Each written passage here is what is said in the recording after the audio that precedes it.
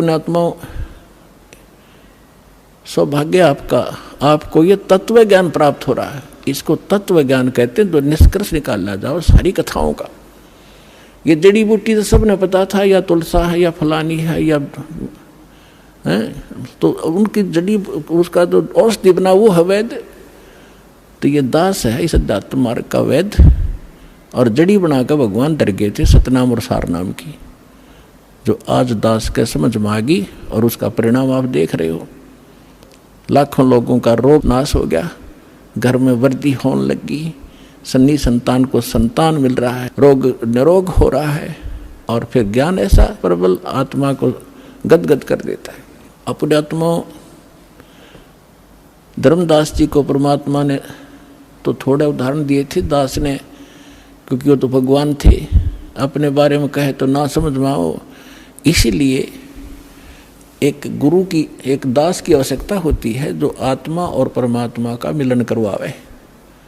तो ये दास है इस विश्व में परमात्मा से मिलाने वाला, सच्चा ज्ञान बताने वाला और काल के बंध से छुड़वाने वाला।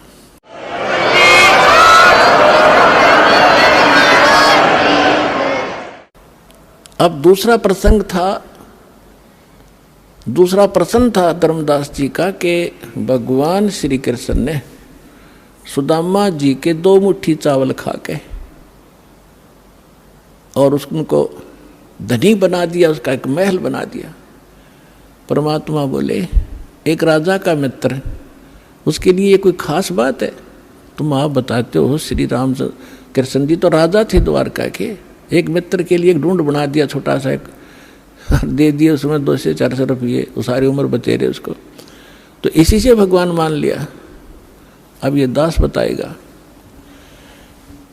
अपन आत्माओं वैसे थोड़ी सी जो शिक्षाएं हैं, क्योंकि जो हम पहले ज्ञान सुना करते थे वो ज्ञान समझ लो प्राइमरी स्तर का था।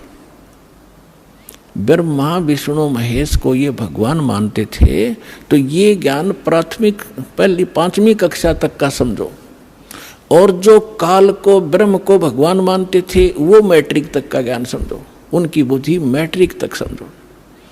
लेकिन विधि ठीक ना होने से और वैसे उनको मान लेने से, वो ज्ञान होने से भी कोई लाभ नहीं था। अब जैसे हम कथा सुना करते सुदामा और कृष्ण जी की, अब इन कथाओं से भी थोड़ा सा निष्कर्ष हम साथ लेकर चलेंगे, तभी हम, क्योंकि बच्चा जो 5वीं 6वीं 7वीं 10वीं पढ़ ले तभी तो अगली पढ़ाई पढ़ सकता है, वो सीधा 11वीं में कैसे हो सकता है? तो वो पढ़ाई पहले आपको पढ़ाकर आगे चलेंगे। श्री कृष्ण जी बालकपन में और सुदामा जी एक ही पाठशाला में पढ़ा करते थे। और सुदामा ब्राह्मण थे,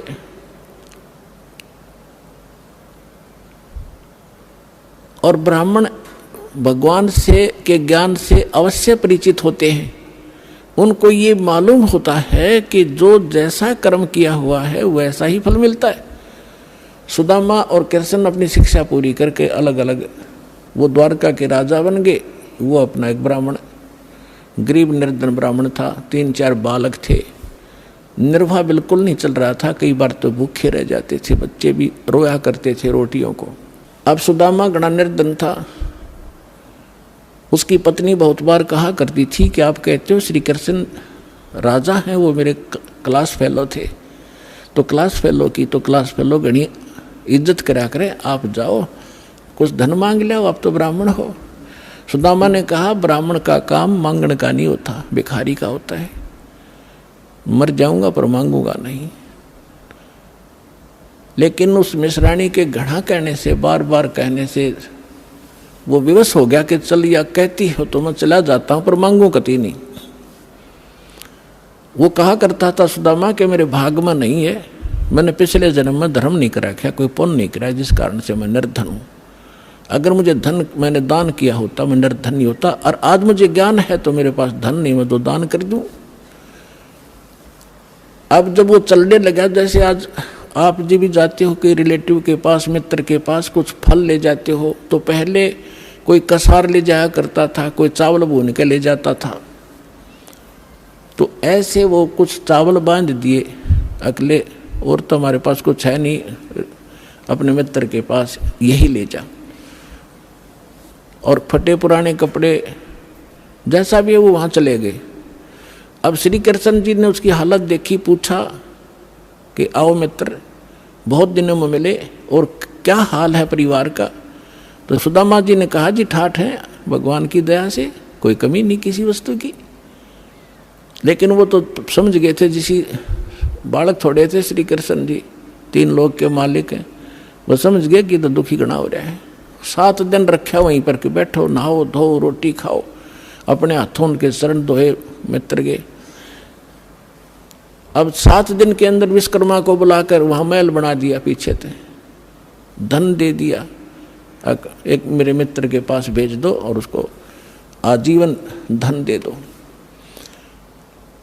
अब उधर से सुदामा जब चलने लगा, 7वें दिन के मित्र में जाता हूँ, बच्चों की याद सता रही है। अच्छा जाइए, उसके कपड़े सफ़ेद बढ़िया बनवा दिए, वो पहना दिए उसको। लेकिन चलते समय भी ये नहीं कहा कि मैं कुछ लेने आया था। लेकिन मन में दोष जरूर आ गया थोड़ा सा कि काहे का मित्र है, इसको नहीं पता मेरी क्या हालत थी, और मेरे से पूछा क्या हाल है, इसको खुद सोचना चाहिए था। ये इतना दोष आया था। रास्ते में क्या हुआ कि बदमाश लोगों ने देखा कि वो सेठ आवा है, अच्छे काचे कपड़े पहन रहा है, नए नए, उसको जाते ही पकड़ लिया। वह कपड़े भी उतार लिए सारे, जेब में कुछ था ही नहीं, वो उठा ले गए। अब फिर उसके मन में आई कि भाई गलती करी मैंने, मित्र की आलोचना करी, जिसकी सजा मुझे ये मिल गई। क्योंकि हम भगत आत्मा इसी हिसाब ला लिया करन तुरंत। तो अब लंबी कहानी ना कहूँ, दास उसने आकर देखा कि महल बना है, बड़ा खुश हुआ, लेकिन मांगा नहीं। इसको ब्राह्मण कहते हैं। अरे ये ब्राह्मण इतने दर्दे तेरे न्यू हो जाएगा, तेरे पर करड़ाई आने वाली है, ये कर दे, फलान कर दे, श्राद्ध निकलवा ले, मेरी दक्षिणा इतनी दे दे। ये ब्राह्मण नहीं है। अब देखो, एक तुम भगवान मानते थे श्री कृष्ण जी को, विष्णु उर्फ विष्णु जी को, विष्णु ही श्री कृष्ण मानते हैं, और उन्होंने कितनी सहायता दे दी सुदामा जी को। एक मकान बना दिया छोटा सा पक्का, और एक जीवन का निर्वाह भी दे दिया। ना तो मोक्ष श्री कृष्ण का और ना मोक्ष सुदामा का। अब उस समर्थ परमात्मा ने क्या दिया, एक तैमुरलंग नाम का एक लोहार था मुसलमान धर्म में, और वो बहुत निर्धन थे, भेड़ बकरियों का पाली जाया करता था साहूकार लोगों का। उससे उस समय ये नोट नाट नहीं हुआ करते थे, बस दाने दे देते थे, कणक दे देते थे आपस में। तो जिससे वो 2 माँ बेटा थे, पिता की मृत्यु हो चुकी थी। इतना निर्धन थे कि बस हैंड टू माउथ ही थी। उसकी माता बड़ी भाग्यवान थी, बहुत धार्मिक व्यक्ति की थी। कोई भी रास्ते चलता व्यक्ति आ जाता था, उसके घर पे खाना खाए बिना जान नहीं देती थी। कई बार तो ऐसी स्थिति देखी है उसने, उन्होंने कि अतिथि आ गया, तैमुरलंग के संस्कार बढ़िया बने हुए थे, और माँ ने रोटी बनाई, घर में एक अतिथि की रोटी थी, उसी अतिथि को खिला के स्वयं दोनों माँ बेटा भूखे सो जाया करते थे। ऐसे संस्कार उसके अंदर पड़े हुए थे। और ये पिछले जन्मों से परमात्मा के हंस थे तैमुरलंग भी, लेकिन हम बीच में गलती कर जाते इसलिए भटकते रहते हैं। एक दिन तैमुरलंग बकरियां चरा रहा था साहूकारों की, स्वयं पाली बनकर, और जो खाना लेकर गया था घर से वो खा चुका था। अब परमात्मा उसी समय जिंदा महात्मा का रूप बनाकर उस पाली के पास पहुंच गए। तैमुरलंग के पास वृक्ष के नीचे बैठा था, बकरियां चर रही थी, कुछ वृक्षों के नीचे बैठी थी। तो तैमुरलंग ने कहा कि महात्मा, संस्कार थे माँ के कि कोई भी अतिथि मिल जाए बेटा भोजन की अवश्य प्रार्थना करना। क्या महाराज खाना खाओगे? कहाँ बेटा, भूख लगी है। उसने कहा महाराज थोड़ी देर लेट आए, थोड़े से मैं भोजन खा चुका हूँ और अभी मैं घर से लाऊंगा, सामने घर है, थोड़ी दूरी पे है हमारा घर गांव में, और अभी लाता हूँ, मेरी माँ बहुत अच्छी है, जाते बना देगी। और ऐसे करना भगवान, मेरी बकरियों का ध्यान रखना, हम गरीब बहुत हैं, एक बकरी भी इधर उधर होगी तो मैं पूरी नहीं कर पाऊंगा धनी की, मुझे बहुत दुख होगा। परमात्मा बोले बेटा चिंता ना करें, मैं खूब रखवाल करूँगा। वो घर गया, माँ से प्रार्थना की कि ऐसे ऐसे राह चलता संत है, भूखा है माँ ने जब घर में इतना आटा था केवल 2 रोटी बनाई, 2 ही रोटी बनी, दोनों रोटी बना के लेकर आएगी। माँ ने कहा कि बेटा मैं भी चलती हूँ, मैं बर्तन ले आऊँगी, तू वहाँ अपना रखवाली करना, पाली रहना। कहा दोनों आगे दर्शन भी करके आऊँगी साधु के। अब साधु को सामने बैठा देखकर माता ने कहा ले महाराज रोटी खा लो। परमात्मा खाना खान लगा तो इतने में माई ने 3-4 बार प्रार्थना कर दी, महाराज हम गढ़े गरीब हैं, हमारे पास तो कई बार भोजन भी नहीं होता, दया करो कुछ आशीर्वाद दो, हमारा गुजारा ठीक चले। परमात्मा ने खाना खाया, इतने 4 बार प्रार्थना कर दी, 4-5 बार। परमात्मा खड़े हुए, एक बकरी बांधन की बेल पड़ी थी, पतली सी लोहे की बेल होती है जैसे पशु बांधा करें, उसको ऐसे 4 बार मोड़ लिया, वह इतनी रहेगी, उसको पकड़ के उसके बेटे रोटी खा के पानी पी कर लोटा खड़े हुए साधु, और उस लड़के के सिर पर हाथ धर के कड़म मारी, 7 मारी, 7 सांगल वो बेल मारी कड़ पे, 1 2 3 4 7 तक गिनी। माई ने सोचा बाबा जी मेंटल है और मैंने घना छेड़छाड़ दिया, ये दुखी हो गया, बेटे को कूटने लग गया। तो माई ने पूछा महाराज मेरे बेटे ने कोई गलती कर दी? अक नहीं माता, तेरे बेटे को 7 पीढ़ी का राज दे दिया मैंने, 7 पीढ़ी का राज बख्श दिया है और उसके बाद तेरा राज टुकड़ों में बट जाएगा। माई ने सोची बाबा सचमुच मेंटल है। फिर मारी थी बच्चे का 5-4 मुक्के, 1-2 लात मारी कि ये लात मुक्के इसलिए मारे हैं, फिर तुम्हारे टुकड़ा में राज बट जाएगा। तैमूर लंग से लेकर औरंगजेब तक दिल्ली की राजधानी पर, राजगद्दी पर तैमूर लंग के वंशजों ने 7 पीढ़ी ने राज किया। औरंगजेब के बाद ये टुकड़ों में बट गया था, इतिहास गवाह है। तैमूर लंग ने दिल्ली पर शासन किया था, अपना एक प्रतिनिधि यहाँ छोड़ दिया था जो उसको टैक्स देता था। उसके बाद उसका तीसरा पोता बाबर दिल्ली का बादशाह बना था। उसके बाद कंटिन्यू आप इतिहास देख लेना, विचलित ना होना, 10-2 शब्द बोलेगा वो ऐसे समझ लेना जैसे तहसील में रजिस्ट्री होया करे, कोई धोखा नहीं पावे। अब ये बना कैसे? अब माई ने सोचा तो पागल था और उसी समय अंतर्ध्यान हो गए उनके सामने से। तो माई ने सोचा बाबा जी था तो शक्ति वाला, पर जो नौका तेरे बेटे को 7 पीढ़ी का राज दे दिया, या गले ना उतरी बात। अब कुछ दिनों के बाद क्या हुआ कि वही उसी रूप में परमात्मा तैमूरलंग क्या किया करता था, लोहार था ही, ये एक्स्ट्रा जॉब भी करता था पाली जाने की गरीबी के कारण। उधर से एक लोहार के एरन पर चोट लगाता था, ओवर टाइम करता था, शाम को आकर के वो उसको थोड़ा बहुत और अन्न दे देता था, 1-2 महीने में, इससे वो गुजारा करे थे। तो जिस एरन पर वो चोट मारने के लिए लोहार के पास जाता था, लोहार अपनी कोई औजार बनाता था तो वो घंट चलाया करता था, 1-2 घंटे शाम को। लोहारों के पास इतना इसी समय शाम को ज़्यादा कार्य होता था।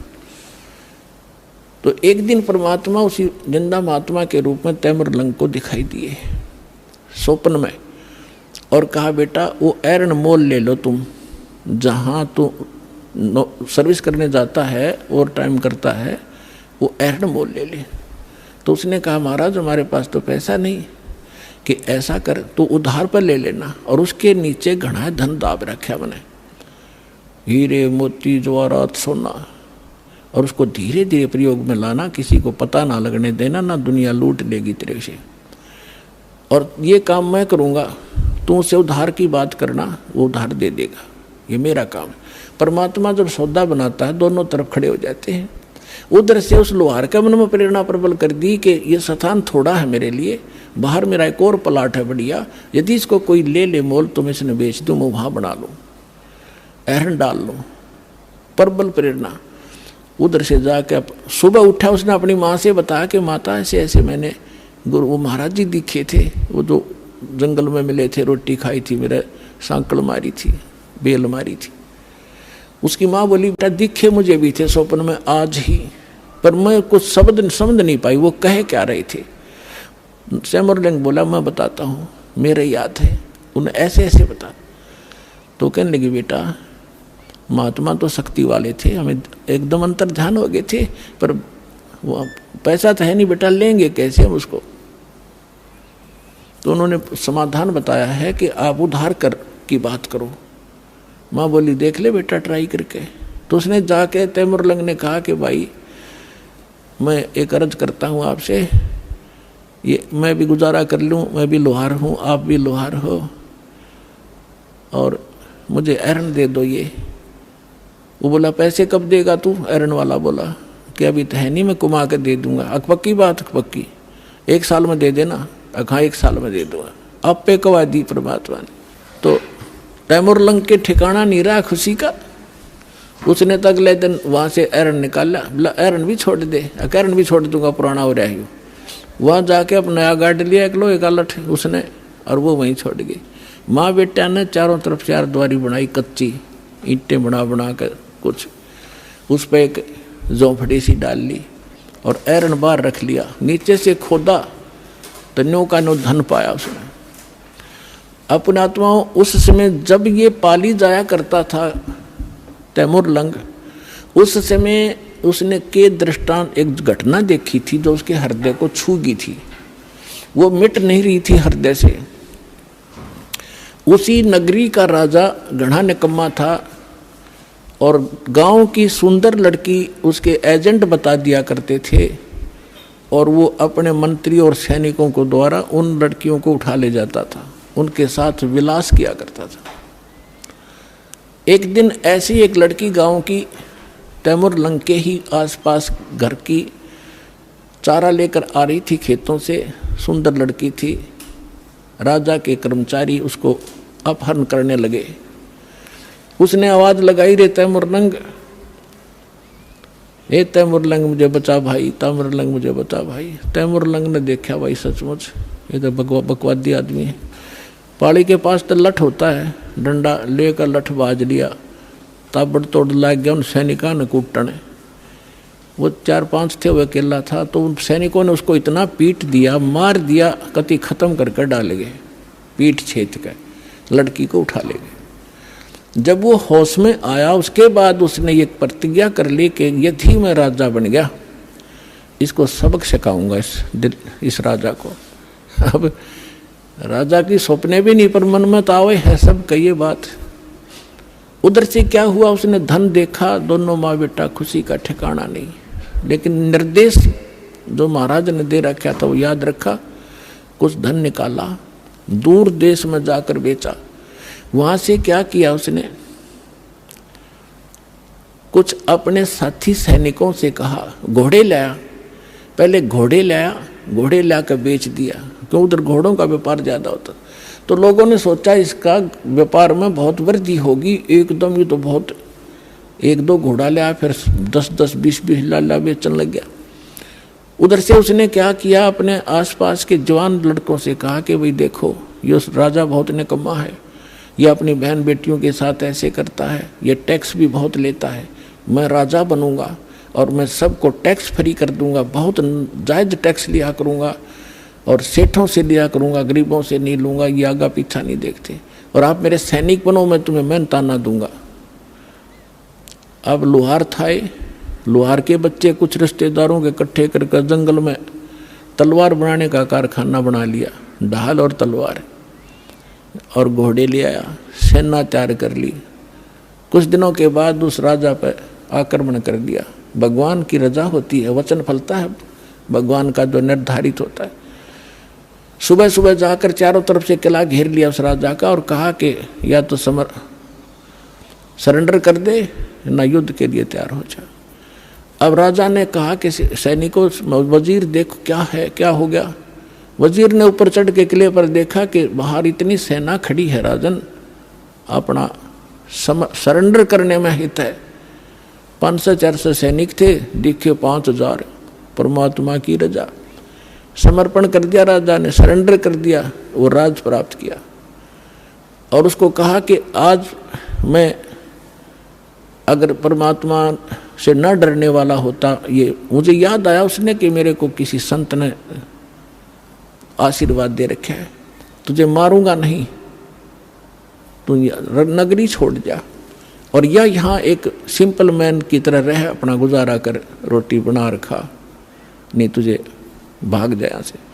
जैसा भी उसने उस पर कब्जा किया, फिर दूसरे राजा को कहा कि राजा अन्यायी थे, नालायक गणे हो गए थे, तो एक दूसरे को ऐसे काबू करता करता वो तैमूरलंग यहाँ पहुँच गया, दिल्ली का बादशाह भी बन गया। दिल्ली को भी अपने अंतर्गत करके वहाँ एक नुमाइंदा रख दिया उसने, ये इतिहास गवाह है।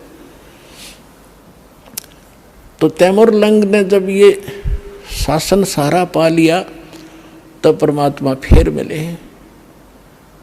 ऐसे शिकार में वो गया हुआ था, कहने लगा रे निकम्मी आत्मा। वो बैठा था तो वहाँ उसने बहुत सुंदर कपड़े पहन रखे थे तैमूरलंग ने, बहुत, यानी 2.5 रुपये की कीमत थी उसके पूरी ड्रेस की, उस समय के 2.5 और आज के 25,000, ये समझ लो। तो परमात्मा वहाँ खड़े थे, उनका वहाँ खाना खुना सैनिकों का हो रहा था, शिकार के लिए राजा गया हुआ था, वहाँ बैठा था। तो आके परमात्मा भी किसी अन्य रूप में वहाँ खड़े हो गए। तो कहने लगे राजा आपकी क्या कीमत है।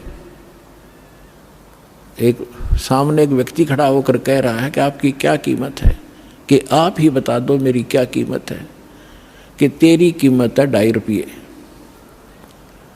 राजा बोला गलत बोल रहा है, 2.5 रुपये का तो मेरा ही ड्रेस है, बोला इससे इसकी कीमत है, तो एक आने का भी को नहीं। निकम्मी आत्मा, तेरे को इसलिए ये राज्य दिया था कि कर्म फोड़ अपने। परमात्मा ने वो रूप बना लिया, जो वो दिन भूल गया, तू एक बकरी चराता फिरता था, गिड़गिड़ा रहे थे, आज भूल गया भगवान को, शरणाम में पड़ गया उसी समय, अपने बेटे पोतों को देकर राज और लेकर दीक्षा और फिर से भक्ति शुरू करी। तो पुण्यात्माओं, सुदामा को एक ढूंढ बना दिया, एक छोटा सा मकान वो दे दिया, 1 साल 1 जीवन का गुजारा, तो क्या अमर हो गया वो। 7 पीढ़ी का राज दे दिया कबीर साहब ने, 1 रोटी खा के, और फिर मोक्ष दिया उस प्राणी को। ये न्यारी ताकत है कबीर भगवान की। बोलो सतगुरुदेव।